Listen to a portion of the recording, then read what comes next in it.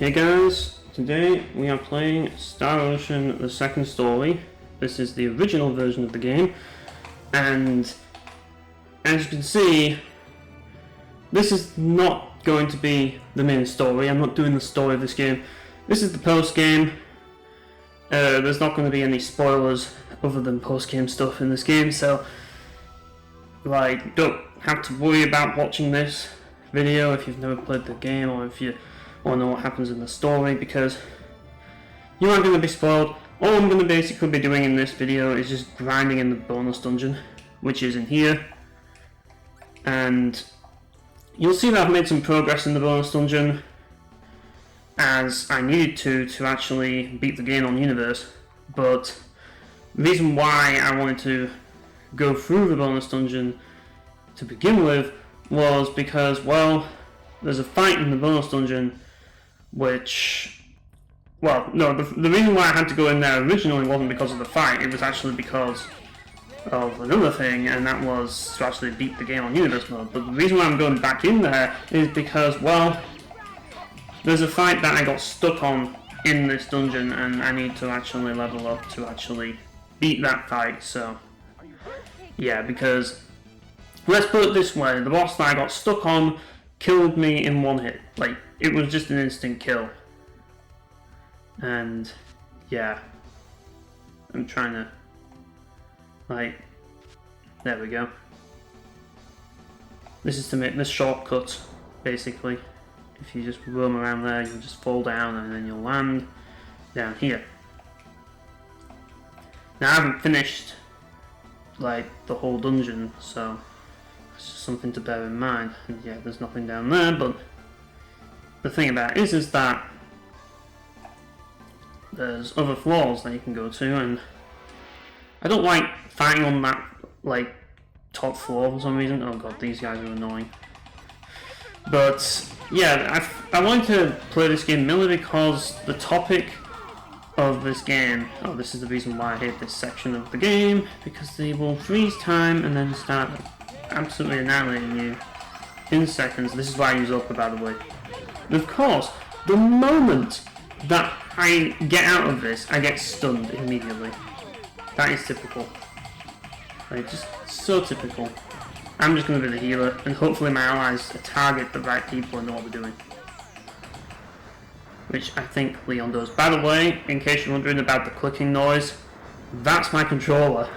I don't know why, but this controller has very clicky bumpers, and because of that, I'm spamming the bumpers to use her special, so do apologise for that. As I say, it's not ideal, I'm aware of that, but I'm going to try and get away from that problem. But yes, so here's basically the topic that I wanted to talk about, and the reason why I picked this game really was because it's relevant to the topic and I actually have a reason to go back to it. I didn't want to play an RPG I haven't played before, or play an RPG from the beginning and focus on the story or anything like that. I wanted to play something that I've already played before, already am familiar with, and I haven't played to death on the channel. And I thought, well, Star Ocean 2 fits the bill.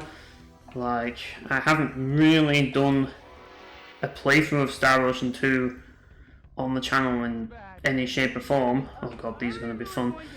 And because of that, I feel that, oh wait, Shisato just went and got bummed. Shit. I thought that because of that, I should play some of this, because even though I have some footage of this, I haven't really actually played it whilst I do commentary. So yeah, I thought, well, this will be a good opportunity to play Star Ocean 2. Now, the reason why I'm not playing the remake is because, well, I don't really own the remake. I don't see the point. I already have this game anyways, so. And oh, for God's sake, what is with this AI? They just love to get killed, man. They just love getting killed. It's their favourite thing to do in life. They just absolutely love killing themselves. So I have to fucking babysit them. These enemies are the worst possible enemies I could have fought here. I don't like fighting these, because the AI just completely loses. They just completely lose it. They just completely lose their way whenever they let's just do this, and just heal. That's all I need to do. Heal everybody while they just hopefully don't get killed. Easier said than done, I know, but yeah. And yeah, these guys just have their super armor, which just makes them really annoying, and it just makes it really time consuming to kill them. And yeah, it's just a really annoying fight in every single way. And having suicidal AI does not make things better, believe me, it doesn't. Like, come on, like, there's guys behind you, like, and you're still taking forever to kill. Like, just die already, for God's sake. This is not an easy place, by the way, especially on universe difficulty, which I'm on. I must have opened it already. Like, this part of the dungeon is really a pain in the ass, to be, like, to say the least. But, like, the reason why I wanted to bring this up is because I want to talk more about modern games, really. Because I feel that this is relevant to, like, sort of to the problem I want to talk about. Well, it's not really a problem, like, and I'll get to that, but it's the thing I want to talk about that is something that I feel that has affected a lot of role-playing games recently. And it all stems from the action RPG subgenre, which this is one of the earlier action RPG franchises, Star Ocean. Now, if you've played action RPGs like since the beginning, or played a lot of action RPGs in your time, like I have, then you are already familiar with how things are with the genre. You already know everything about the genre and how it goes down. And really, nothing has changed. It's still very much, I mean, it has definitely improved, but at its core it hasn't really changed all that much. I mean, there have been a few that are, like, do stand out, but for the most part, like, they are very much like what I'm doing now. I mean, look at what I'm doing now. I am basically just mashing the L1 button, or the left trigger in my case, because that's the controller I've got. And because of that, the game is very button mashy. You mash the L and R buttons and you do moves. That's basically the combat of Star Ocean 2. There isn't much else to it. I mean, obviously there are different moves. You can do an attack move by pressing X, you can move around, and like there's magic and stuff, but really, like when it comes down to it, it really is just a case of mashing buttons because of the way this game's designed, and ultimately it's the most effective way of playing the game. Right, I need to remember how I can actually... Like, I love how Hyper Launcher completely misses the magic user right in front of it. Like, just because of that hitbox from the attack, it's just like, if you anything that's right in front of you when you use that move is not going to get hit by it. It's only anything that's just slightly ahead of you is going to get hit by it. It's kind of weird. But, yeah, like, as I say, this game, it's... Would I say Star Ocean the second story is aged well? I mean, that depends on what you're actually asking. I mean, like, you can bring up the remake all you want, but ultimately, the same sort of applies, really. I mean, I feel that the combat isn't really what this game was all about, and if we're just talking strictly combat, then you can't really give too much merit to this game, really, because there's more to this game than just combat. And I feel that, like, it's important to bear that in mind before jumping to conclusions like that. But the thing is, though, that they are button mashy games, and while the combat systems have definitely improved over the years, they are still button mashing nonetheless. And as you can see here, I'm just basically button mashing and abusing AoE moves so that I can keep this guy staggered long enough so that he doesn't attack. That's basically the game. That's basically how you exploit the enemy AI in this game, by just getting them into like a stagger lock by spamming moves.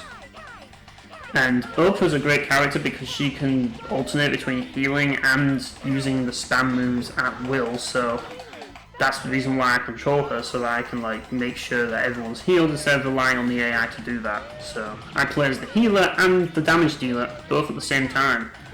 And I feel that that's good. I feel that Opa's the most fun character to use in the game for that reason, because you actually use both of her moves instead of just using one.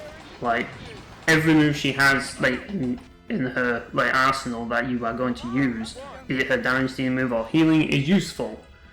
Whereas others, you just basically just spam the same move over and over again, and that's kind of what the game is, really. I mean, let's not kid ourselves. That's Star Ocean 2's combat. There's nothing special about it, but I like it. I don't have an issue with it, and this ties into what I wanted to talk about, because more RPGs are becoming action RPGs in recent years. Like, that's basically what the genre has essentially become in recent years, and a lot of that has to do with pacing and game developers not understanding how to pace games properly, like, and how to make like fast-paced combat systems, like, or well-paced combat systems, because a lot of combat systems in RPGs, like, some of them are slower than others, but some are really, really slow, and because of that, it's kind of a problem. Like, because people don't want to, like, sit there and have to go through all the downtime and everything like that. Like, especially in the, like, culture we live in now, where everyone wants to watch fucking TikTok and fucking all of that shit, instead of actually watching, like, long videos. They're watching fucking TikTok and shorts because they want to they basically just want instant gratification and all of that. They don't want their time wasted and all of this. And because of that, video games had to adapt quickly. And that's one of the reasons why we're in an era where there aren't as many turn-based RPGs. Because game developers are trying to find a way that will, well, let's put it this way, they're not really trying, are they? But they've taken the easy route. Like, the easy route of just, like, making everything an action RPG so that people don't complain that the game's, like, poorly paced. But we've seen it in the past, people, where an action RPG is, where a non-action RPG is well paced. We've seen it. I mean, Growlancer, for example, like Growlancer 6 and Growlancer 5, those are well paced games. They are. And, like, obviously, like, turn-based RPGs, there's only so much you can do with the pacing, but, like, there's still some decently paced turn-based RPGs out there. I mean, Shadow Hearts, I would say, is pretty well paced. And the best thing about Shadow Hearts is, particularly in Covenant, the bosses even don't really have that much health. And that's one of the things I love about the sanity point system. It basically means that you can have a different challenge. Instead of, like, having to deal with an enemy that has tons of health, you kind of just have to kill the enemy fast enough without going berserk. So it's a really cool concept, and it just works. Like, it just works, and it works really well. So in a way, like, it's not impossible. It's just that game developers don't want to do it. It's like with tactical RPGs. Like, a lot of these tactical RPGs are like grid, like, you know, they're still using the grid-based system, and then you have, as I say, games like Growlancer that don't use that, and they have kind of like, I wouldn't say real-time, because real-time strategy is its own thing. Even though you could argue it is real-time strategy, it isn't a real-time strategy in the, like, in the stereotypical sense of real-time strategy, which is more real-time micromanagement. But, you know, it's a proper real-time strategy game. I think that's the best way to describe Growlancer, really. It's the only real-time strategy game, unless you count Diofield Chronicle, but, you know, that's a different matter entirely. But, like, I feel that, like, people are turning away from turn-based for that reason. They just don't understand how to make well-paced games. But what is actually happening because of JRPGs becoming action RPGs? Well, and this is the thing, this is the truth. The truth that nobody wants to admit. And I'm just going to say it right now, out loud, in front of everybody on the internet, because it needs to be said, and people need to admit it. Like, they really do, because it's the truth. And that truth is simple, people. JRPGs, like modern JRPGs, are becoming Musos. Like, modern JRPGs are becoming Muso games. Now, sure, there are still a few turn-based RPGs and you have your tactical RPGs that are sort of still there, but they are fewer and far between. I mean, the ones that are still there, but you're seeing it. You're seeing it where a lot of RPGs are turning into action RPGs, and therefore they're becoming Musos. I mean, I was originally going to play Ys 8 for this video because, like, that's very relevant since it has, like, modes that are literally like Musos. But I wanted to play this instead, and yeah, like, mainly because, like, I had a reason to go back to this game beyond just doing a video. And the thing about it is, I feel with Falcom games especially, like their recent ones, they really feel Muso-esque. Like, they really do. And the thing is, it's like, you're getting, like, even with Trails now, they're going with the action route as well. And it's like, every single one of their games is going action now. And it's like, but you look at them all, and they all play very much the same in a lot of ways. I mean, yes, there's nuances, but like, just look at Tokyo Xanadu and then look at Ys. It's the same thing. Like, it's exactly the same fucking thing. There's nothing to really make them stand apart other than the setting. Like, one of them's got high schoolers, one of them's a fun-filling adventure. But other than that, there's nothing different about them.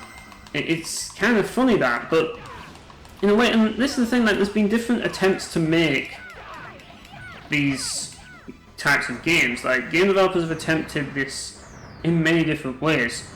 I mean, some game developers have come up with all these bright ideas that really aren't good. And I say bright ideas, but they're really not. I'm being sarcastic. Like, for example, the Final Fantasy VII Remake, where it just feels like they wanted to make a turn-based game, but couldn't. They just wanted to make... They literally just wanted to transform a turn-based game into a real-time action game, but they're still stuck in their turn-based roots in terms of the foundation that they have built. Like, you look at Final Fantasy VII Remake, and it has all of this shit. Like, they haven't thought things through because they're still looking at it. They're still designing it like a Final Fantasy, like, classic turn-based game. They aren't looking at it from an action RPG. They're not looking at the foundation. Like, you look at Star Ocean, it has a foundation built in. Like, yeah, sure, these are the early days, but then you had Star Ocean 6, which has stuff like Dooma, and it's a little bit more technical than this. And the foundation is already in place. So, it's built around an idea. That's how these combat systems are built. And over time, like with new installments, they build around that idea and improve it. That's how they work. Now, yes, you get games like Ys where they change it and like they change it drastically, but even then, Ys still has concepts that are brought over from previous games, like previous iterations. So it's not entirely completely like devoid of like its original foundation. But when you have games that, like, they're not really... I mean, funnily enough, you have games like Yakuza Like a Dragon, which have actually taken the opposite route, and they're bringing back turn-based. Even though that was originally just a beat-em-up. And, like, I can't really speak on that, but in terms of, like, the action RPG stuff, like, it really is just becoming a Muso stuff. Like, but there's good ones, and then there's just not-so-good ones, I'd say. Like, you have, like, as I say, the ones that are going from turn-based to action, in particular, like, I'm talking, like, Final Fantasy VII Remake here, like, you just look at how the systems are designed, and you just think that they're just so wrong. Like, they just don't make sense. Like, why do you have a stagger gorge? Why do you have, like, regular enemies that have so much hit points? Like, why? It's all because they built it like a turn-based RPG.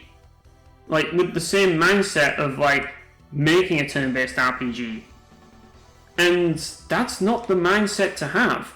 You shouldn't be making games like turn-based RPGs. Like you should be making games that play like action RPGs. You should be making action RPGs that are already action RPGs better action RPGs.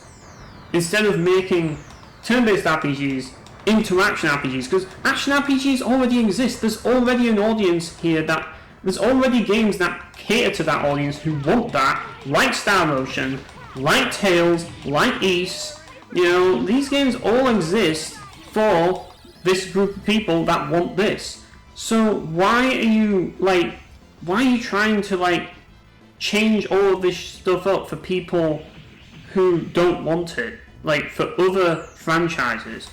If you want to make an action RPG, just release one of the many games that are in an action RPG series, or just make a new IP. Just make something completely new that isn't tied to any series.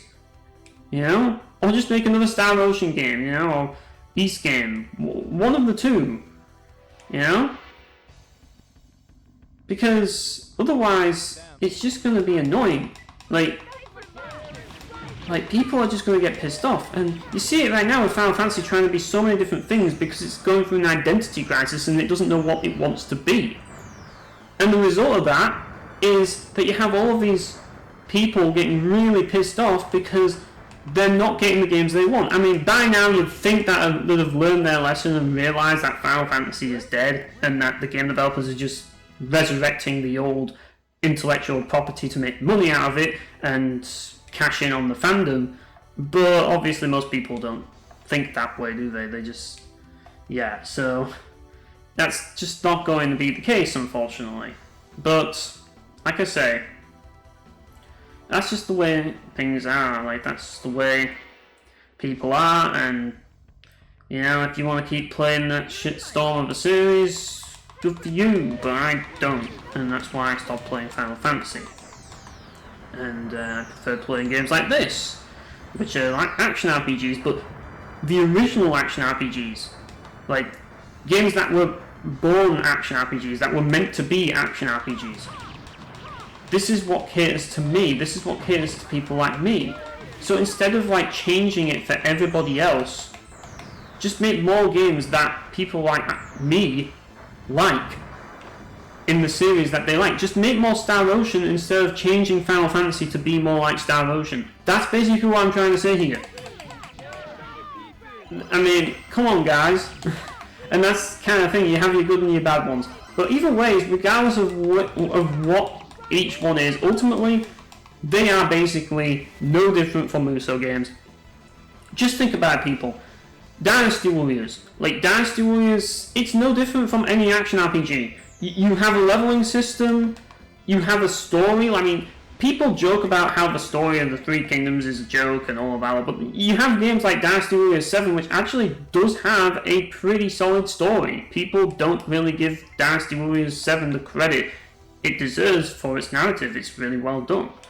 Is it the best story ever made? No, but it's still an enjoyable one, and yeah, and then you've got like, as I say, you've got like leveling, and you've got equipment and stuff, just like any RPG, and like, I feel that a lot of them have just gotten more and more like that over the years, and there's more focus on these RPG elements. And you could say this for every game because, like I say, the RPG genre doesn't exist, but it's what's being done with RPGs. Like, they are pretty much in the same boat as Musou's.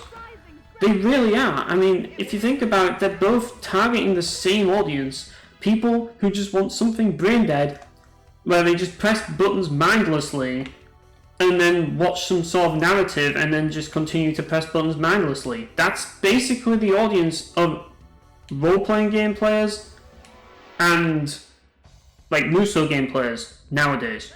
That's what I mean. Yes, there's also the audience that want the old school, like, or the modern turn-based combat. You know, the people that want turn-based are still there, and I still like turn-based, modern turn-based. I don't like old school turn-based, but I like modern turn-based. So I'm not against turn-based people. But the thing about it is that I like action RPGs. So it's not necessarily a problem for me, but really, I am part of that audience that wants that sort of thing, and that's why I play Musou games and why I play action RPGs, because they both do the same thing. And in a way, this is kind of an interesting topic, because there's a lot of genres that do exactly the same thing, that give the exact same feelings. And this is why genres are stupid, people. They really are dumb. Like, genres are the dumbest thing that the gaming community has invented. I mean, take F-Zero GX, for example. F-Zero GX delivers the same feeling that you get when you're playing Painkiller. They're two completely different genres, but they both deliver kinetic empowerment. And this is why I made a big issue on rewarding elements, and why I've mentioned them so many times and did an entire theory crafting video discussing rewarding elements.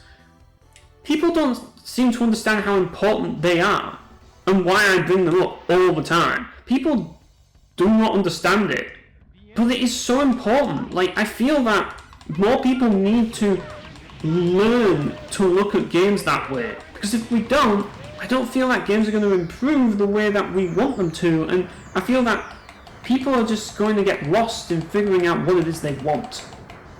And I feel that people don't really know what they want.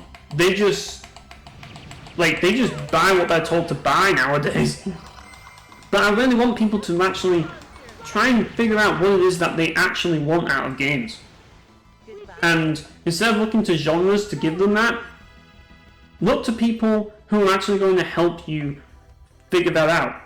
That's one of the reasons why I started doing game reviews, people, but I realised that there's not really much point in doing that because people don't want to watch game reviews for that sort of thing.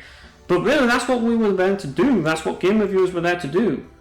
You know? We were there to tell people about whether or not they should play a game. And I feel that game reviewers as well, they also need to do their part as well. They need to, like, at least think about this sort of thing and think beyond genres. I mean, I know I'm guilty of bringing up genres all the time. I do. I mean, how can I not when it's pretty much the lingo that every gamer understands? But I do think about this sort of thing when I'm trying to explain whether or not a game is worth playing to an audience.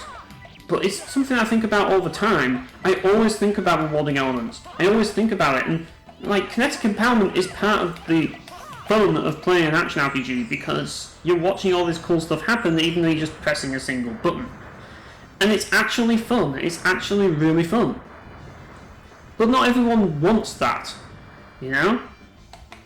And, as I say, like, you could play any video game that has, like, a turn-based combat, and it wouldn't have the kinetic empowerment, but it would still have other aspects, like narrative. Like, I'm not saying that you can't have some fun aspects in, like, turn-based games. You can absolutely have fun, it's just in different ways. It's just what these games give to you, what these games supply to the player, what it is that they're actually giving to the player. That's what it is. And ultimately, what this game is giving to me, like, it's actually giving me a lot of things. I mean, it's Star Ocean 2. Star Ocean 2, it's all about invested empowerment, first and foremost. That's what this game's all about. It's all about growth. It's all about growing stronger and getting more powerful. And, yeah, with every level you feel stronger and you feel more capable and you learn more skills and get better. Not that it's going to make much of a difference in universe mode, like, but, you know, at the end of the day, it's something that's worth bringing up because it is true for, like, the main game. You do really notice that power spike that you get when you level up. It really has a huge impact on this game, and it really feels good to level up because of how you can actually learn new skills, and there's a lot of stuff that you can do during, like, the level up process, and that's the fun part of this game. It's all about engaging in its subsystems. That's what Star Ocean is all about, and that's what Star Ocean 2's biggest appeal is, like, the subsystems. But the thing is that ultimately, combat-wise, it's every combat system that is action is intending on giving you that kinetic empowerment first and foremost, like, inherently. But does this game give you mastery? Like, does Star Ocean 2 really give players mastery or educated empowerment? Well, that's a good question, isn't it? Like, does it provide educated empowerment? I mean, what, like, with a combat system that is basically mashing buttons, can you really say that brings about challenge? Like, does it really, or is it just like just pressing the same button and just watching things happen? I mean, this game can be hard, but not in ways you'd think. Like, it can be hard in ways that enemies can just really absolutely annihilate you in seconds, and you're wondering what's going on, what just happened. And it might be due to your setup, or it might just be due to, like, you just got bad luck.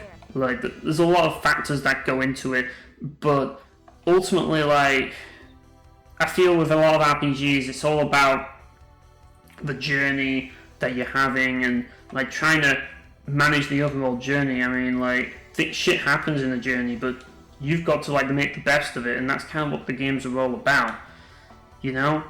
And, yeah, like, will you say that's challenging? I won't say inherently it is.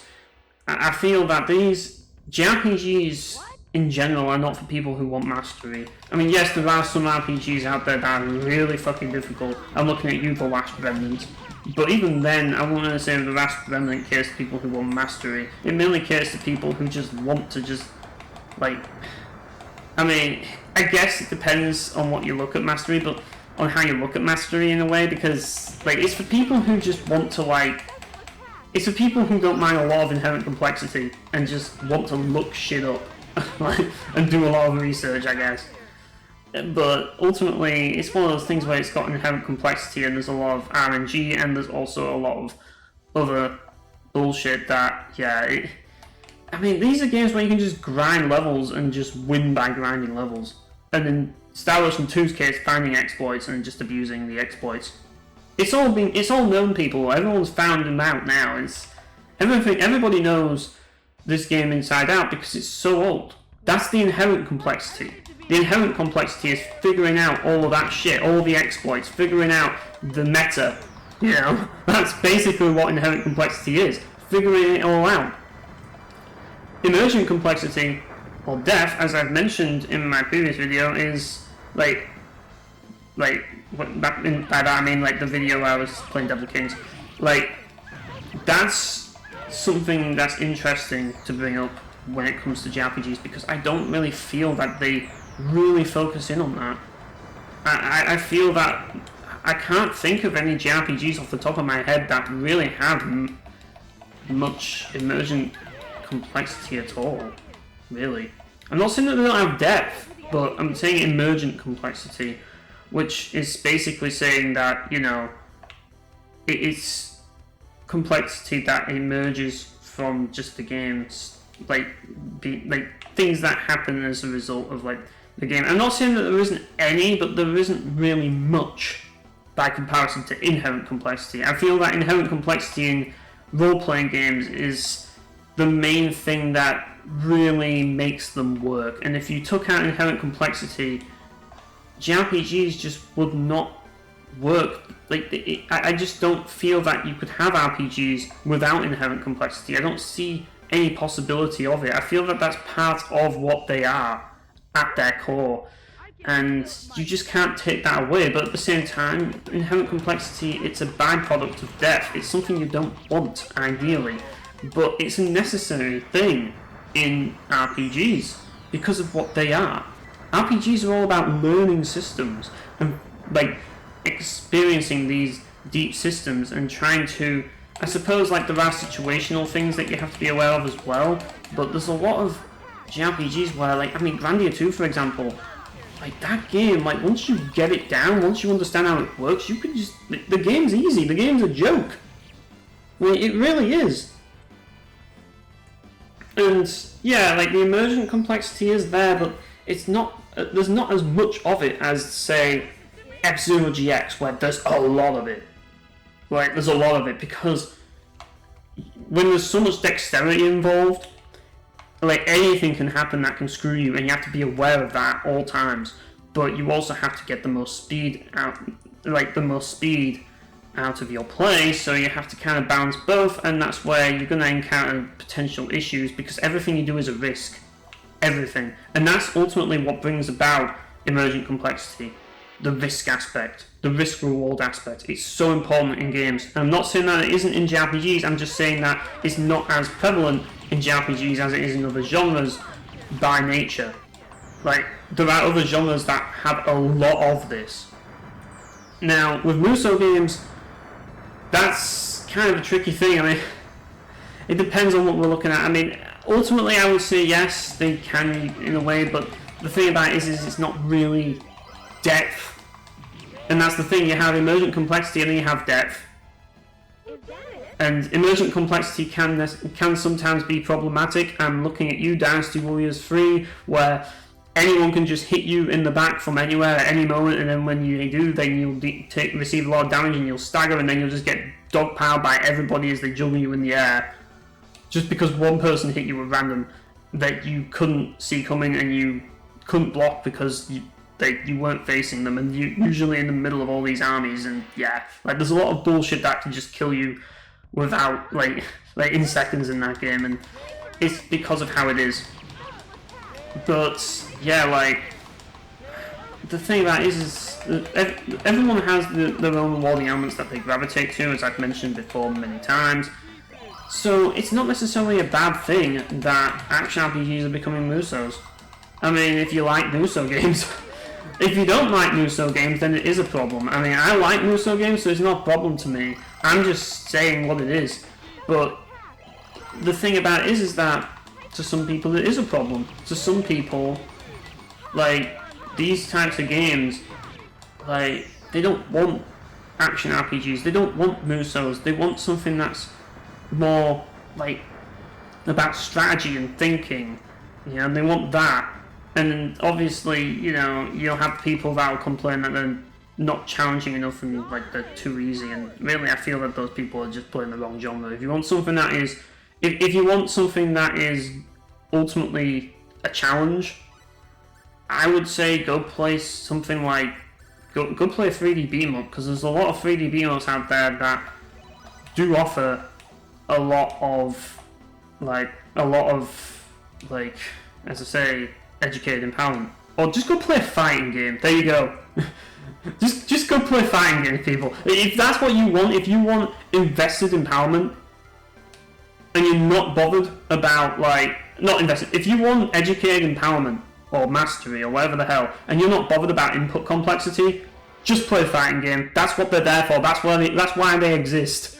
For those who hate input complexity, Devil May Cry 3, God Hand, they don't really have any input complexity. I mean, God Hand's controls are a bit iffy, but I wouldn't really say it has input complexity. Go play them, you know? Go play F-Zero GX, that's a pretty tricky game. Those are games for those people. And, I mean, you can say Ninja Gaiden 2, but that has input complexity, so, you know. Like, that's the thing about Ninja Gaiden 2. Like, you know, it has all this input complexity, so why even bother? Like, you might as well just play Dead or Alive. You know? But then again, you know, it's like got the tons of enemies, so it kind of has its place, I guess, but it's just like, yeah, like, input complexity is the biggest problem with fighting games, and it always will be the biggest problem with fighting games. Now, some don't have that much, I'll admit that, and those ones are the best ones to play. I mean, it's like Smash Bros. Doesn't have much input complexity, so maybe go play that. Maybe go play Smash Bros. You know? There's so many things that you can do if you like that sort of thing, you know? Like, people who want educated empowerment nowadays, they're constantly, like, acting like they're just being under, like, they're just constantly acting like there aren't any games that deliver that anymore, and they're just constantly bitching about the fact that there aren't any hard games anymore. Well, why is the Soulsborne genre, like, so big and popular then? And then they complain about that too, because they're not hard enough, and it's just like, just go play Tekken 8 online. You know, then you'll be able to, like, experience that. I mean, and I've always said this, and I said this in the fighting game thing, you know? Maybe fighting games should be live services.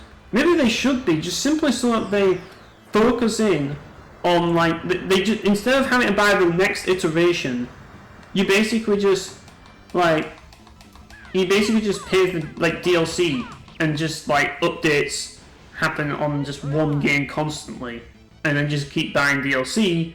And, like, why can't they do that? Or just have, like, even if it has to be like an MMO, maybe an MMO would work for fighting games more than any other genre.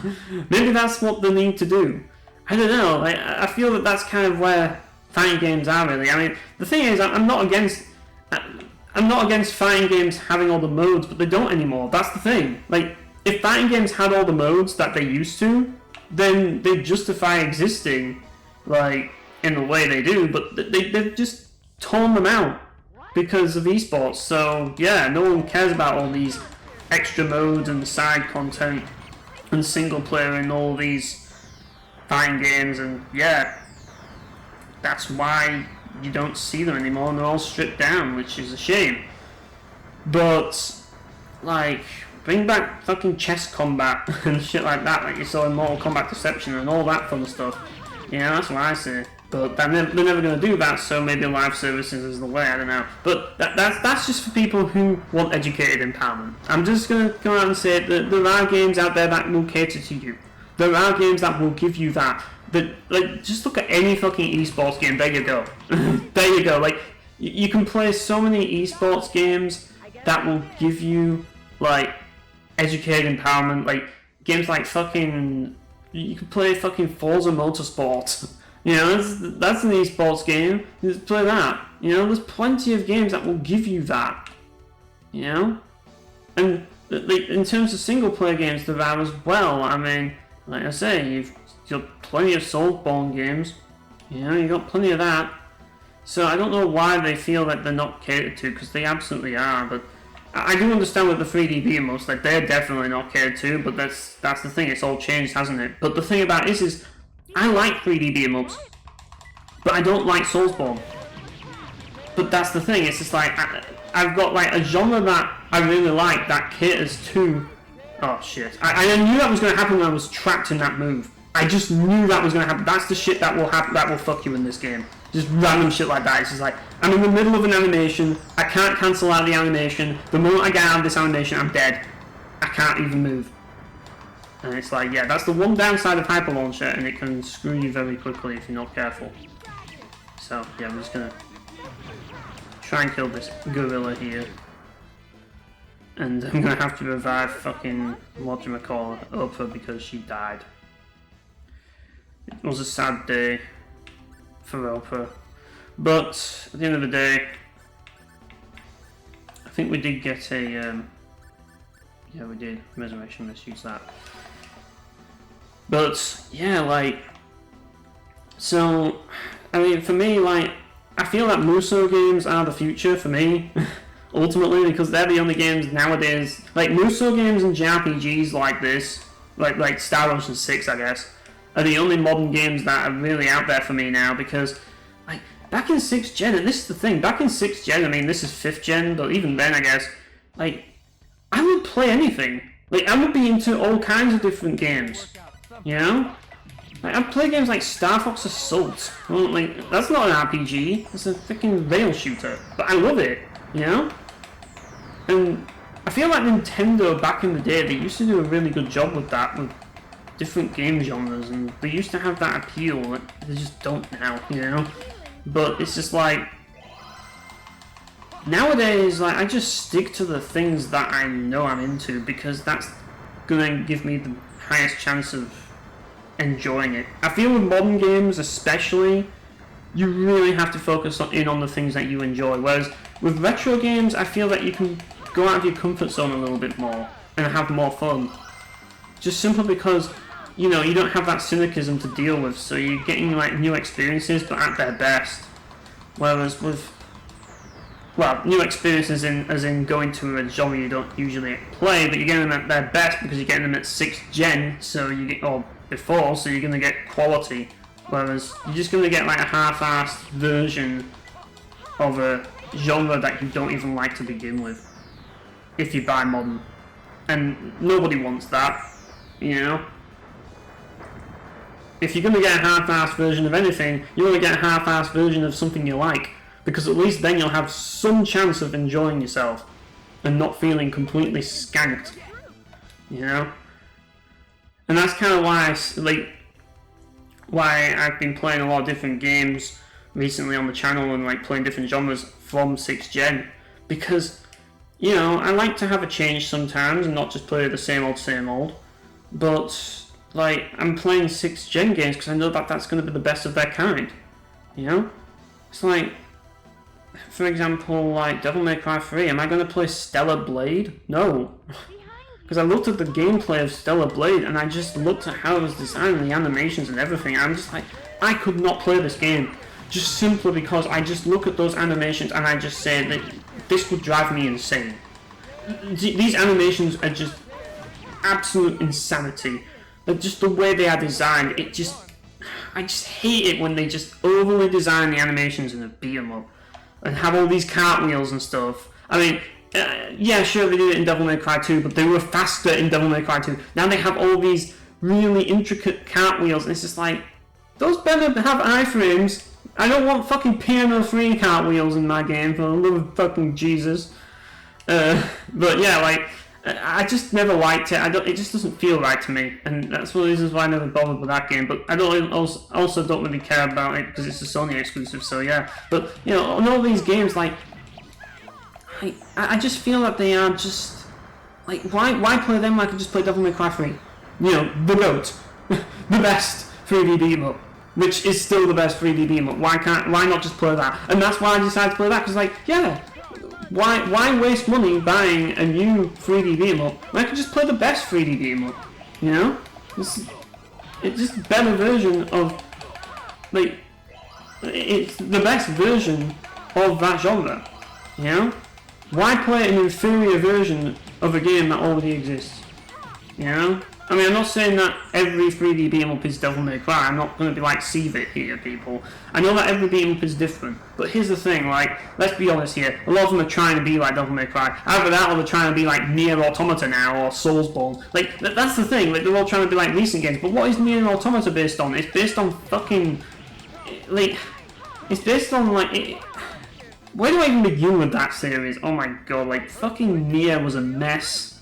Like, I want to say it's based off Drakengard and Dynasty Warriors, but it's worse than Dynasty Warriors. Like, Nier Automata, like, Nier's combat was a travesty. Nier's combat is just terrible. I don't think anyone's going to dispute that, because it is. Nier Automata's combat was tolerable, but it wasn't really brilliant. It was a downgrade from, like, games in 6th gen, which had better combat systems. Like, that, it just is, like, it has, like, there's Musou games that have better combat systems than Nier and Nier Automata.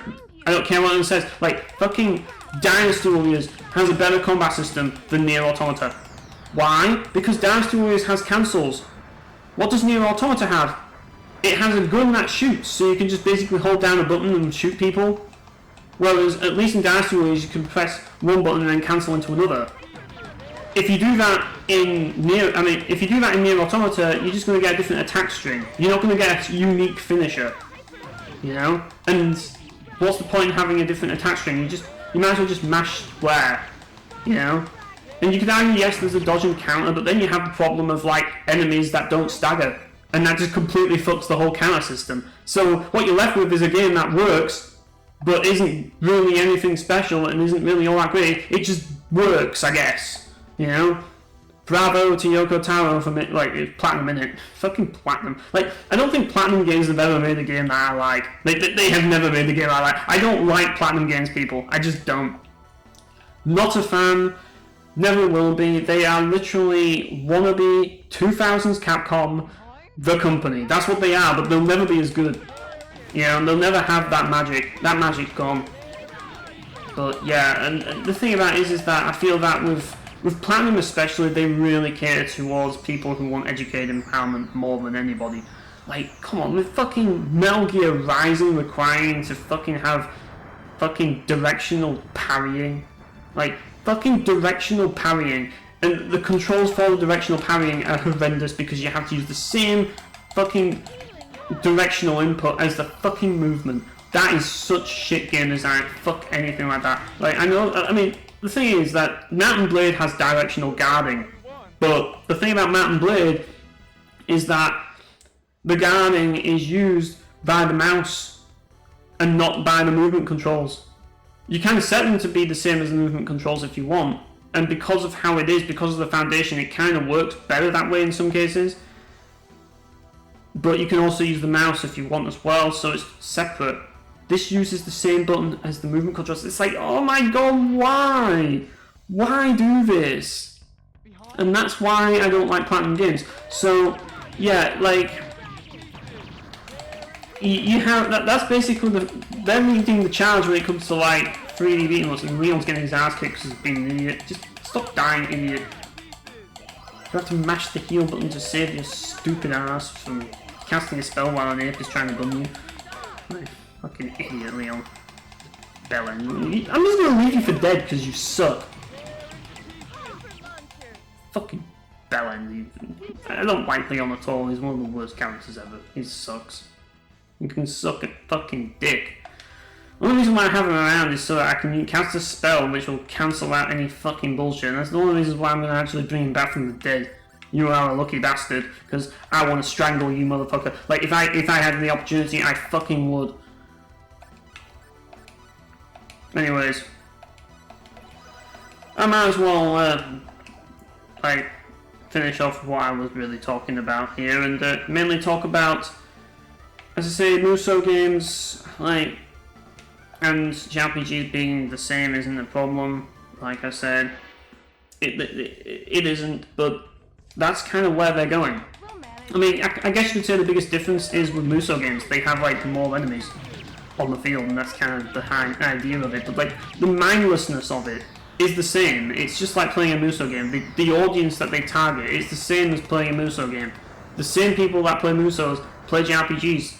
That's the thing, at least action RPGs. And yeah, you're catering to the same audience with both genres, so they might as well be the same, you know? And that's not a problem, because I like Musou games, I like JRPGs, and if you like Musou games and JRPGs, it's not a problem for you either. But if you don't like Musou games, it is a problem. It is a problem, and I totally get it. I totally understand why you're angry and why you're upset, because you don't want to play Musou games, but that's the reality. That's where we're going. That's modern gaming. And it's one of the few cases where it actually works for me because I like this. But you guys don't, and I get it.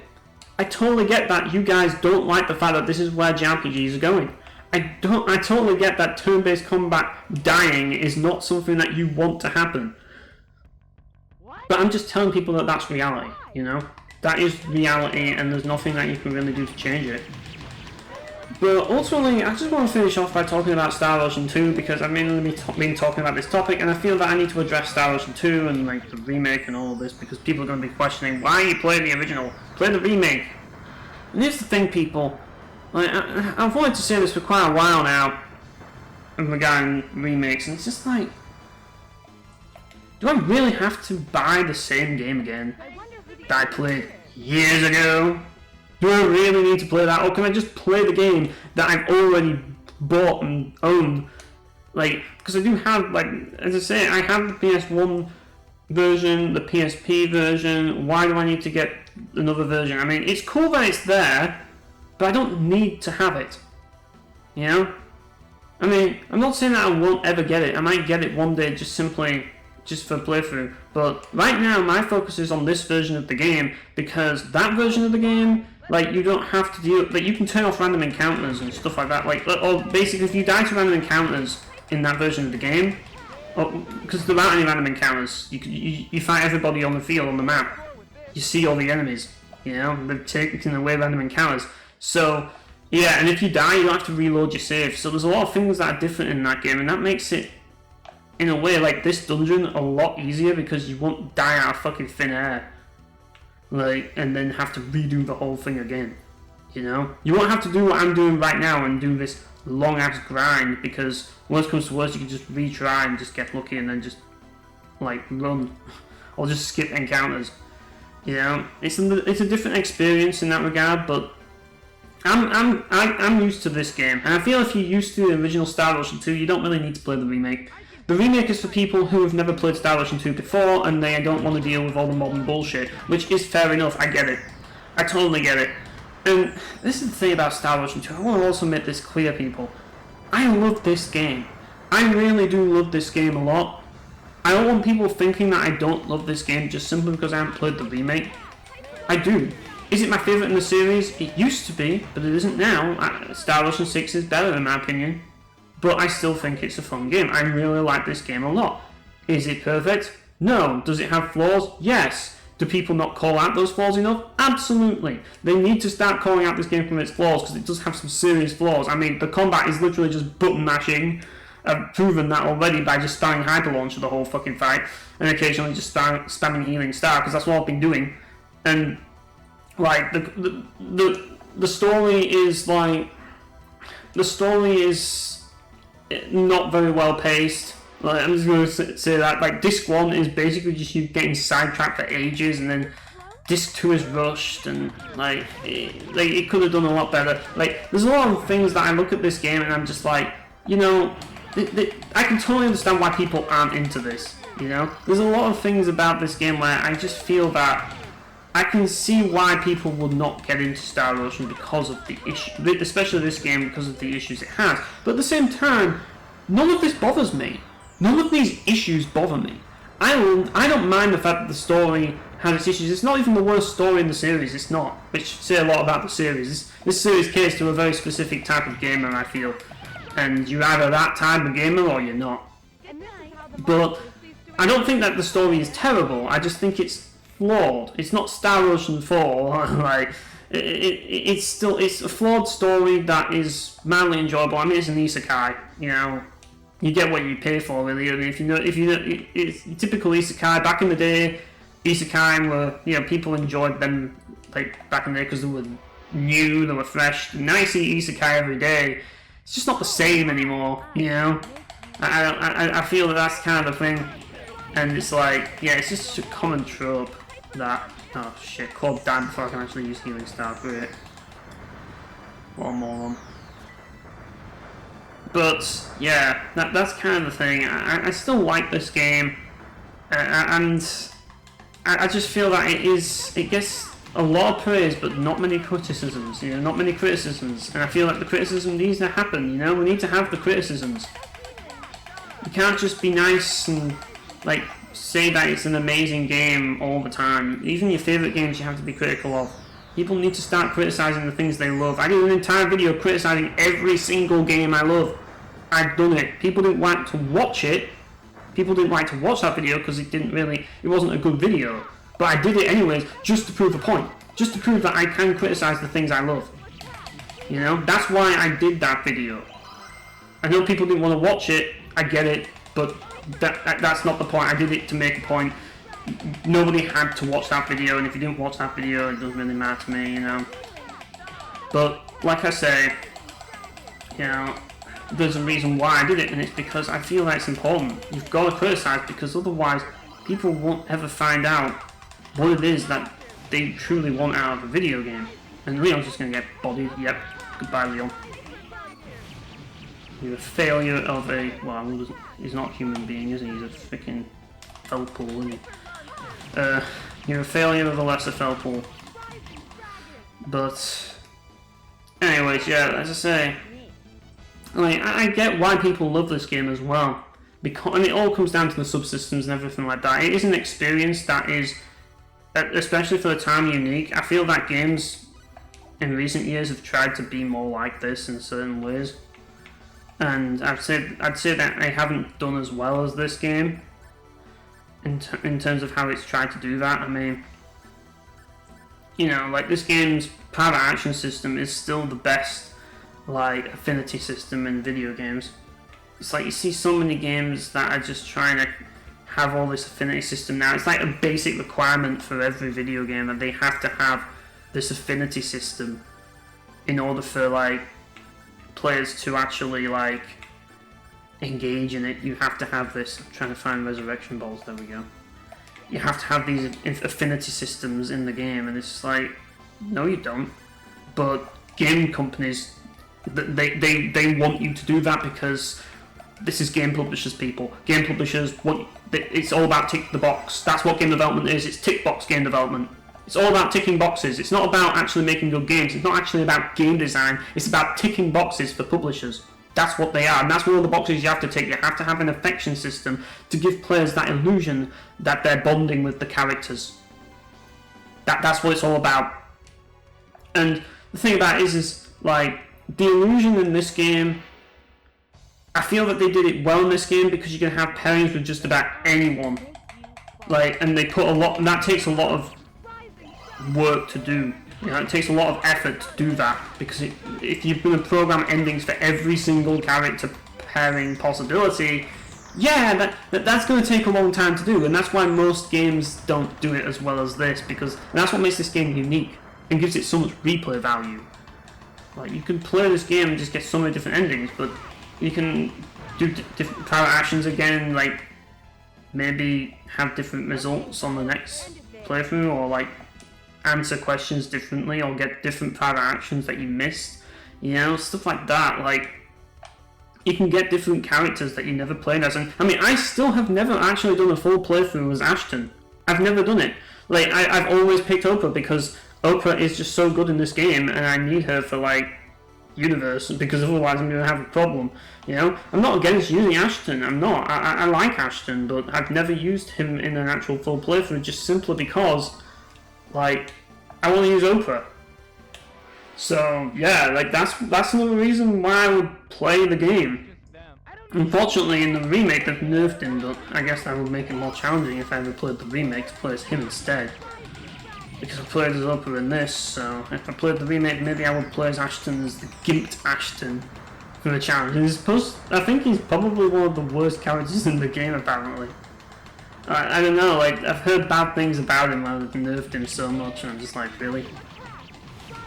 Like, it's kind of annoying in a way, because, like, the more opportunity I have to play as Ashton, like, the one thing that would get me to play Star Ocean 2 Remake, and they've fucking made that, like, they've ruined that for me by nerfing the character that I was going to play as. It's like, fuck's sake, you know?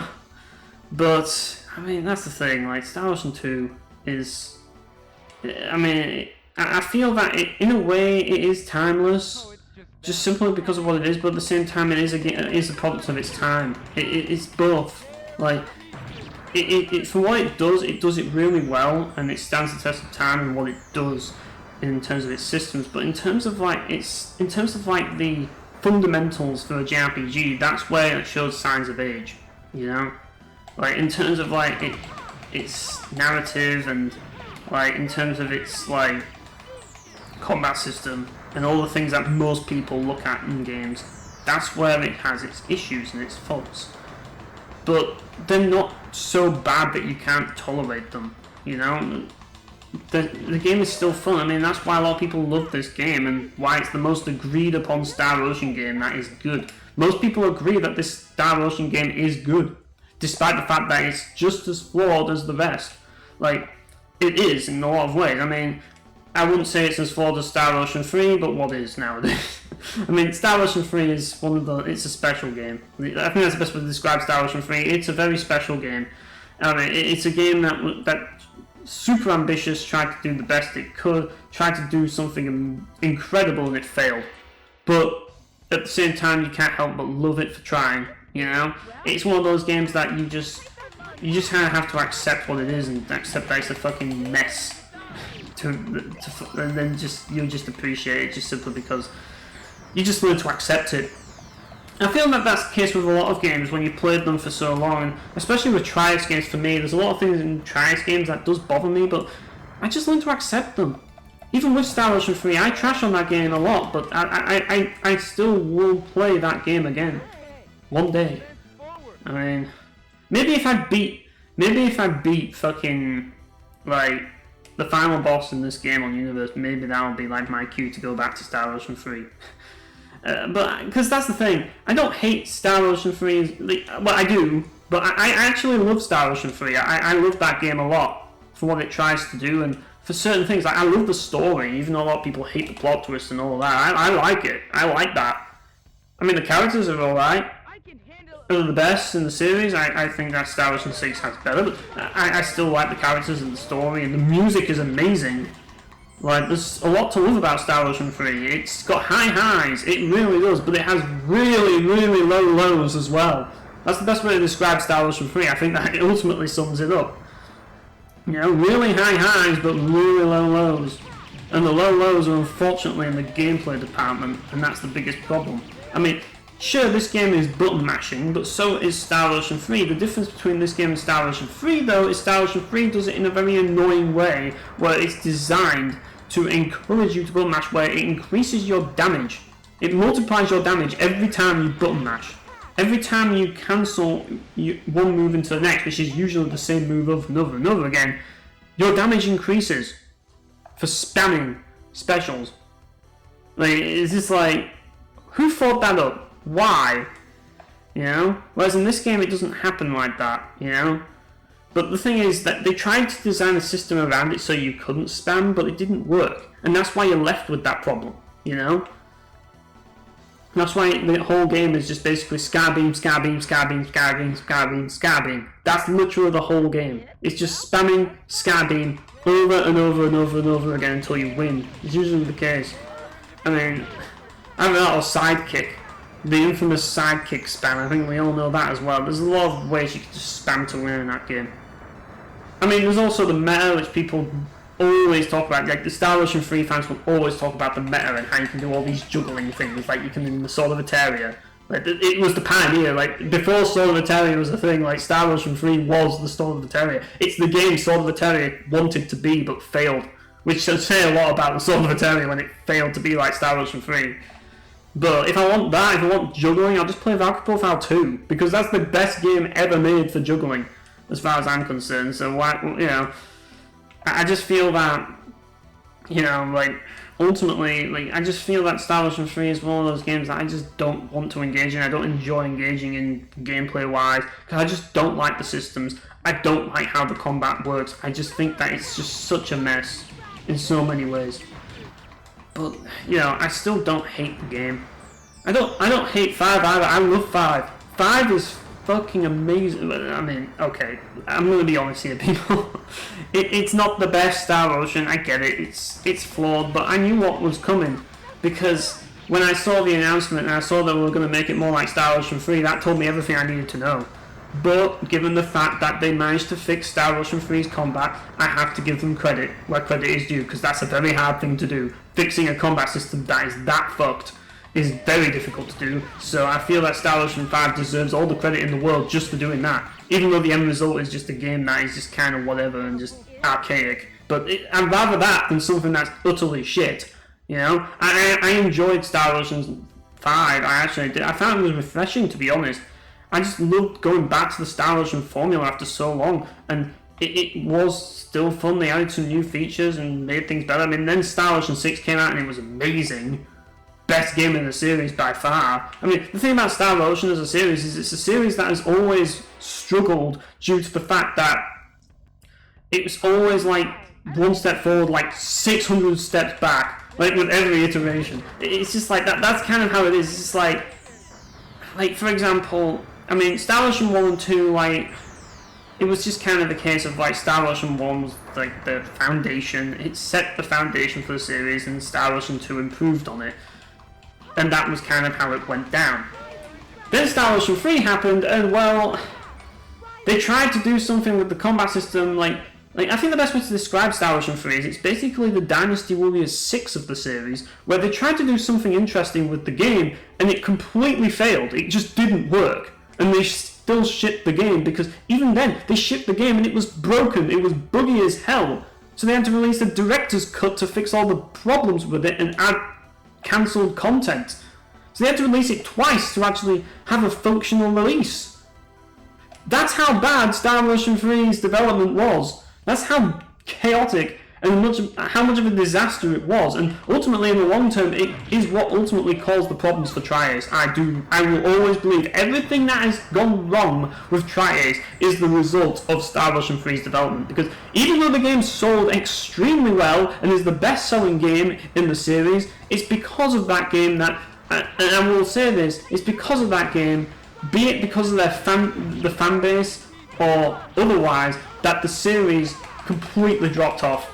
Because after Star Ocean 3, like, the Star Ocean 3 fans would hate everything afterwards, and like other fans would just complain about certain other things, and then the games just weren't selling because the fans who hated 3 didn't buy 4, and the fans who loved 3 hated 4 for being different. So that's why, and the same thing happened with 5, that's why sales have just been low, because of Star Ocean 3, it all comes down to that game, you know?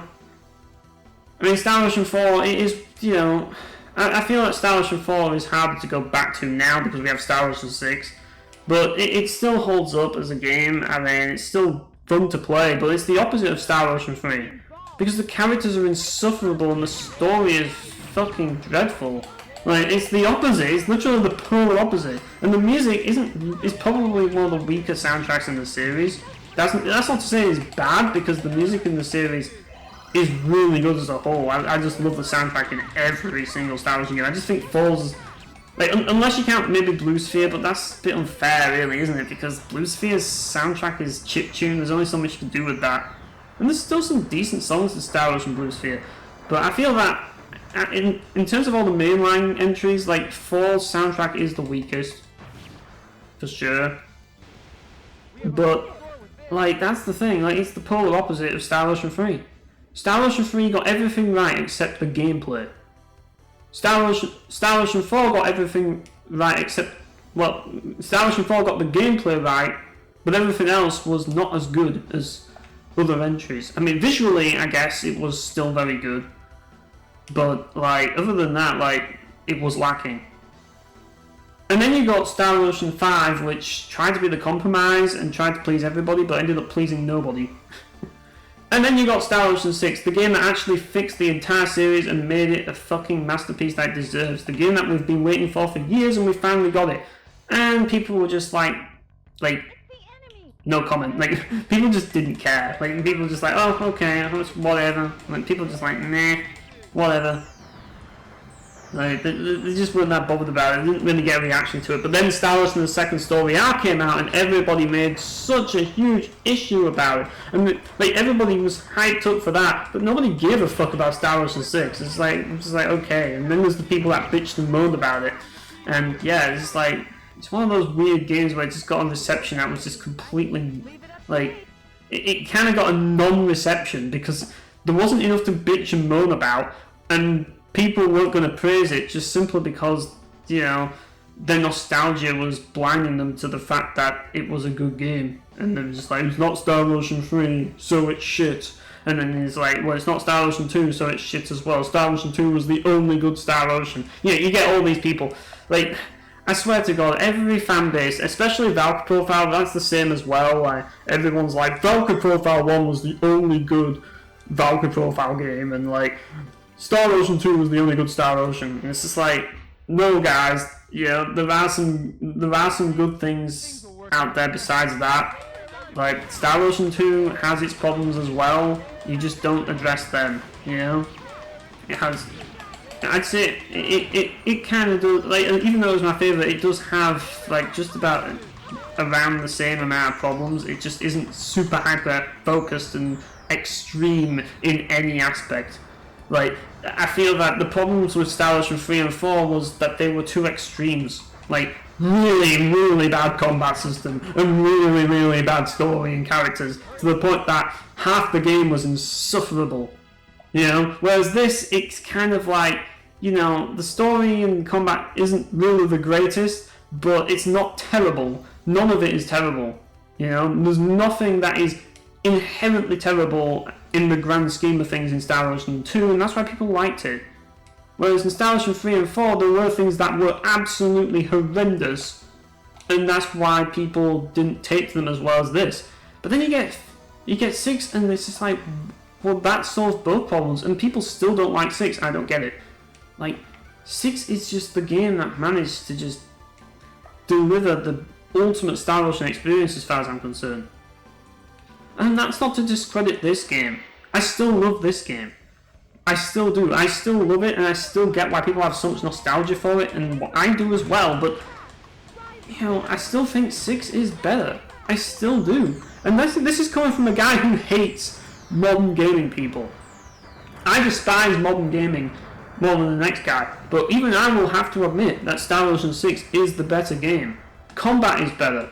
Like, I mean, yeah, the item creation isn't inherently better. Like, there are certain things that it has improved on, but there's certain things that this game does better. Like, for example, there's more specialties in this game, and, you know, like, there's certain things about it that are better in this game, I will admit. But I'd say they sort of even out in certain ways. But yeah, like, I mean, like, story is better, the characters overall are better. I still like the cast in this game, don't get me wrong, but this game has fucking Leon in it. You know? This game has fucking Leon in it, unfortunately, so yeah. Unfortunately, we have to put up with that little dipshit. But, at the end of the day, like, Star Ocean 6's cast is all brilliant. I mean, it's like, even Nina wasn't that annoying, you know? And like, even the stuck-up Marielle wasn't really that bad either. Like, but, you know, like I never found any of the characters to be really annoying and obnoxious in Star Ocean 6, which is a big deal because, like, there are a lot of annoying and obnoxious characters in the Star Ocean series. Oh, there are. Just play Star Ocean 4 and you'll see what I mean. Like, that's the king of obnoxious casts, is that game. But, yeah, like, I feel like they just got everything right with that game. I really do, and they really, like, I feel like they did make a good effort to kind of, like, make something that was somewhat fresh. I don't think that is, like, the perfect thing ever, and it will ever be improved upon, but I do think that it is the step in the right direction, and it does give me a lot of faith in modern Tri-Ace, despite the fact that there's a lot of new blood. It really does, because that tells me that there's a future for this company. And it just saddens me. It would sadden me if they fell now. If, you know, this is the time we need Tri-Ace the most to succeed. This is the time for them to get the support that they need, and, you know, and that's the thing. Like, the thing that annoys me the most is the Star Ocean the Second Story remake wasn't even made by Tri-Ace, so they're not even getting support for it. You know, there's nothing they're going to get out of it. The only support that matters is games that are made by them. That's why I didn't bother getting the Star Ocean 2 remake, because, you know, I had no real reason to go back to Star Ocean 2 at the time, and Tri-Ace weren't developing it.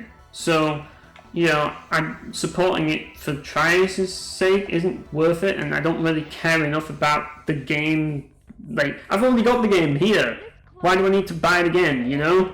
So, yeah, that's the thing. But if Tri-Ace made the remake, would I play it then? I probably would be more inclined to play it, just simply because I just know that Tri-Ace would come up with some interesting ideas. More interesting than what Gemdrops did. I think what Gemdrops did was like the bare minimum that would just make it like qualify for like remake status. You know? That's basically what they did. I think that their ideas were kind of unoriginal and not really all that creative and inventive. But Tri-Ace are always creative and inventive. I mean, you just need to look at Dooma. Dooma is such an amazing thing. Only Tri-Ace would, in this generation, only Tri-Ace would come up with Dooma. Like, back in the day, in 6th gen, everyone would come up with concepts like Dooma. But this is fucking modern gaming. This is 9th generation gaming, people. Like, companies don't do that anymore. They think of solutions that are like brain dead solutions. They don't think of interesting concepts to actually solve problems, like I mentioned before in my theory crafting episode. You know? There's so much to love about that game, I can't even begin to express it. You know, people say I'm always negative about games and trashing on games, but I want to show my love for this system. I do love games like Star Ocean 6. You know? That's my jam.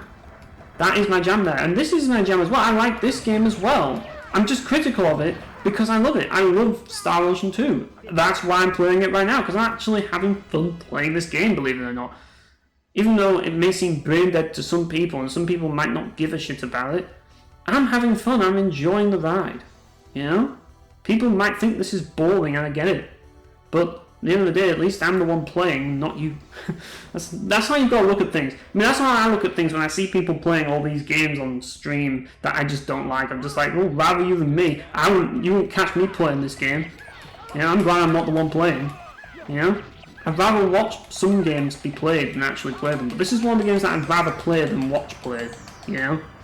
Every time I see someone play Star Ocean on the stream, it just makes me want to dive into the game myself and just play it myself. Every single time, and it's just like especially, like, it really does, like, I kind of get that envy whenever I see someone playing Star Ocean. It's like, it should be me. I should be the one playing this game. Not you. It should be me. You know? But a lot of games, I just look at streamers and just like, I'd rather you than me. I don't want to play this fucking piece of shit. You know? That's just kind of how I look at a lot of streamers when they stream games. It's just like, yeah. So you probably want to look at it the same way that I look at with streamers, because yeah, I mean, that's the thing. Like, I don't know how much progress I've made with this little grind I've made, but I've made a bit of a video out of it. I mean, I just need to actually finish what I'm doing, really. I mean, this fight's going to take a bit, but yeah. It's nice to go back to all these classics, people. It really is. This is what I need right now. Just go back to these classics that I love and just express my love for them. That's what it's all about. That's what this channel's all about, really, at the end of the day. So, you know, at the end of the day, it's all about the fun factor, but I need to actually leave the dungeon, which means that I've got a whole other floor to do to get out of the dungeon, which is the Heraldic Ruins, as you can see here. And, yeah. Now we're into the part with all these fucking mages. Oh, for God's sake.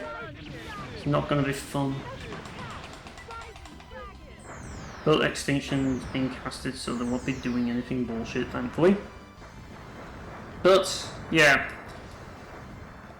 Like I say, I feel that like we need to do away with genres. We really do. And I feel that, as I say, I'm not one of these people that wants to just make baseless recommendations to people. I really don't.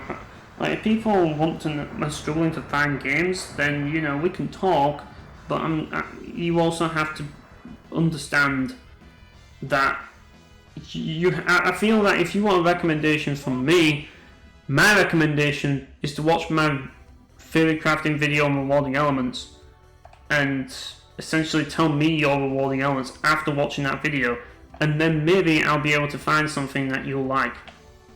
Something that's more accurate to what you want.